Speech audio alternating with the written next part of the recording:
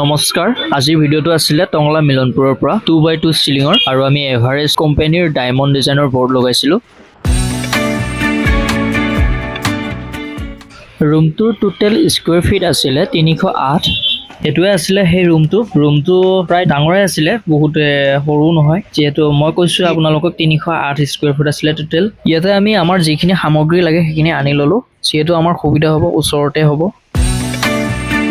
ইয়াৰ পিছত আমি পিভিসি গুটকা আৰু 35 স্ক্ৰু এইবোৰ ৰেডি কৰি ললো এটো হৈছে পিভিসি গুটকা আৰু এটো হৈছে 35 স্ক্ৰু কি কৈছা ৰেডি কৰি লৈ ললো আমি মানে গুটকা আৰু স্ক্ৰু একেলগে ভৰাই কিনে ৰেডি কৰি লৈ ললো আমাৰ সম্পূৰ্ণ ভৰা হৈ গ'ল ইটো সাইডত আৰু কেটামান ৰেডি কৰি লও এইখিনি ক্লিয়াৰ কৰি লও তাৰমানে তাৰ পিছত আমি মাৰিম ইয়াতে ওয়াল এংগল লগাম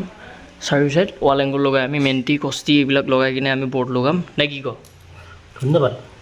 মেন্টি কষ্টি লগোৱাৰ আগত আমি প্ৰথমে ওয়াটাৰ লেভেল লৈ ললো ওয়াটাৰ লেভেলটো তলতে লৈছিলো যেহেতু ওপৰৰ লগত দিগদাৰ হয় এটাই ঘৰা আছিল আৰু ওয়াটাৰ লেভেল লোৱাৰ পাছত আমি ইঞ্চি টেপৰে ওপৰত আমি মেজাৰমেন্ট এটা লম সেই মেজাৰমেন্টত অনলি ওয়াল এংগল ডালহে যাব আৰু এটো নাভাবিব যে ওপৰত কিয় ওয়াটাৰ লেভেল নললে হেইটো কোনো প্ৰবলেম আহি নপৰে তলত এটা ওয়াটাৰ লেভেল লোৱাৰ পাছত ওপৰ ল'ব দৰকাৰ নাই কাৰণ তলত যেটো লৈছো ওয়াটাৰ লেভেল সেই ওয়াটাৰ লেভেলটোৰ পৰাহে আমি ইঞ্চি টেপ মাৰিছো গতিকে কোনো ফেজাল নাহে ওয়াটাৰ লেভেলটো মাৰিব লাগে এইটো কাৰণৰে যে সিলিংখন এটা সাইড ডাউন বা এটা সাইড আপ এনেকুৱা নহয় আৰু ওপৰত ওয়াটাৰ লেভেলটো মাৰিলে ভাল কিন্তু ওয়াটাৰ লেভেলটো ওপৰত মাৰিলে মানে একেবাৰে কামটো হৈ যায় আৰু ইঞ্চি টেপ মাৰিব দৰকাৰ নাই মানে আমাৰ সুবিধা মতে কৰি লৈছো আৰু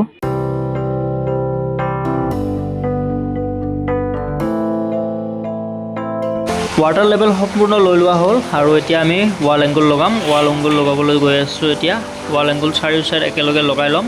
চাৰিও সাইড একেলগে ওয়াল এংগল লগোৱাৰ পাছত আমি মেন্টি কষ্টি লগাম সম্পূৰ্ণ ভিডিঅ'টো আপোনালোকে চাই থাকিব স্কিপ নকৰাকৈ তেনেহলে সকলোবোৰ গম পাই যাব ভিডিঅ'টো চোৱাৰ আগতে আপোনালোকক এটা কথা কৈ লওঁ এতিয়া গৰমৰ দিন আহিছে যেহেতু মহৰ উৎপাত তো আপোনালোকে ব্যৱহাৰ কৰিব পাৰে মস্কিটো নেট মই দেখুৱাই আছো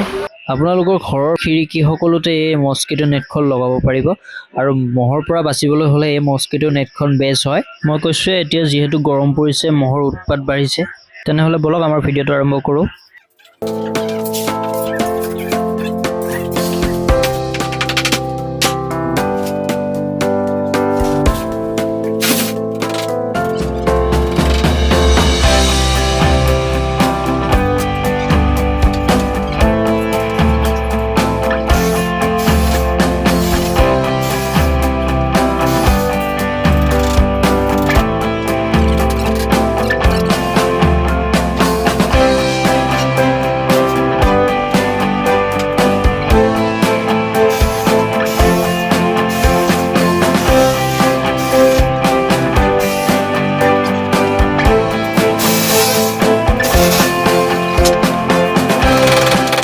আমাৰ চাৰিও সাইড ওয়াল এংগল লগোৱা হৈ গ'ল আৰু এতিয়া লগাম আমি এলুমিনিয়াম ওয়্যাৰ আপোনালোকে ভিডিঅ'টো সম্পূৰ্ণ চাই থাকিব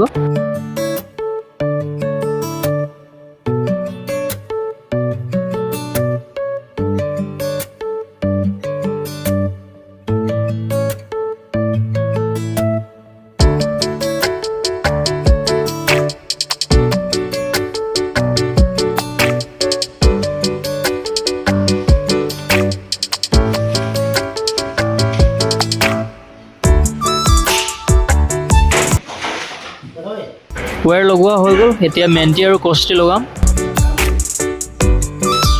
ইফালে কষ্টি কাটিং কৰি আছে ওয়াল সাইডত লগাবৰ কাৰণে আৰু ইয়া মেন্টি ইফালে আমি মেন্টি আৰু কষ্টি লগালো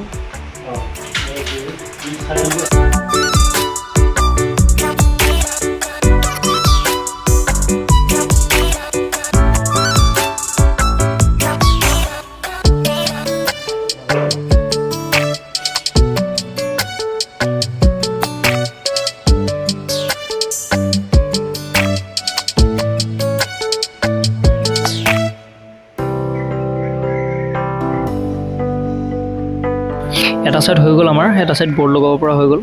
আৰু এইটো সাইড বাকি আছে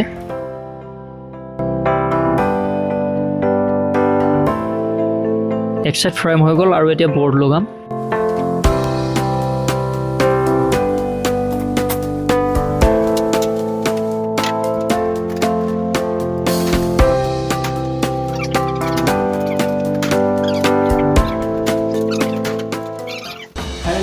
ছাইড হৈ গ'ল আৰু এটা ছাইড বাকী আছে অলপ ৰেষ্ট লৈ লৈছোঁ বহুত গৰম বাবে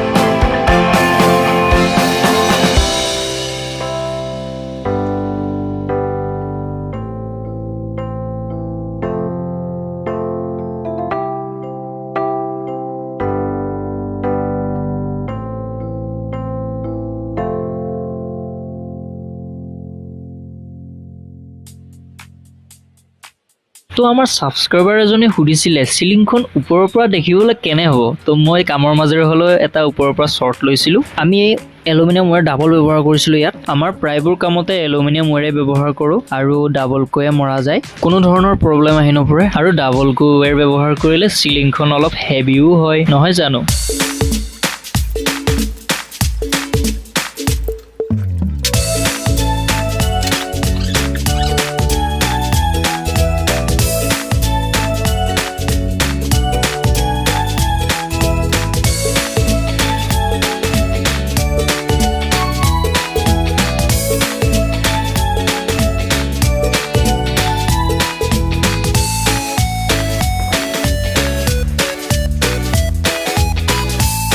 তো আপোনালোকে আমাৰ কামবোৰ কেনে পালে কমেণ্ট কৰি জনাব আৰু অকল এয়াই নহয় আমি অসম ইণ্টেৰিয়ৰৰ পৰা ইণ্টেৰিয়ৰ বা এক্সটেৰিয়ৰ সকলো কাম কৰোঁ আমাৰ কামসমূহ হৈছে যেনে gypsum false ceiling PVC panel false ceiling 2x2 false ceiling steel railing exterior wall decoration TV unit interior wall decoration UPVC door UPVC window aluminium window aluminium door modular kitchen সকলোবোৰ আমাৰ অসম ইণ্টেৰিয়ৰত পাব আৰু আমাৰ ডিছপ্লে নাম্বাৰ দিয়া আছে যোগাযোগ কৰিব পাৰে আমাৰ সকলো কামৰে ভিডিঅ' আপোনালোকে আগতীয়াকৈ পাবলৈ আমাৰ চেনেলটো ছাবস্ক্ৰাইব কৰি থৈ দিব তেনেহ'লে আগতীয়াকৈ আমাৰ আপডেটবোৰ পাই যাব আজিলৈ ইমানে আছিলে লগ পাম অন্য এটি ভিডিঅ'লৈ বাই বাই